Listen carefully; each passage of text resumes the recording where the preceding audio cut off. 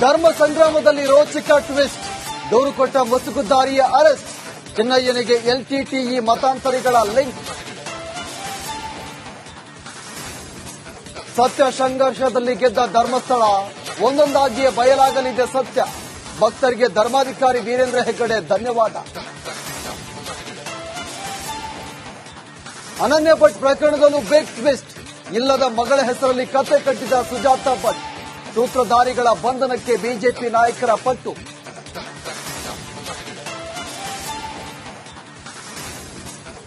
ಅಕ್ರಮ online betting ಕೇಸ್ನಲ್ಲಿ ವೀರೇಂದ್ರ ಪಪ್ಪಿ ಸೆರೆ.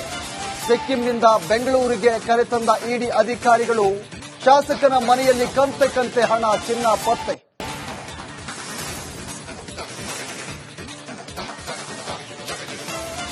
ಕೇಂದ್ರ ಸಚಿವರಿಂದ ರಾಜಕೀಯ ನಿವೃತ್ತಿ.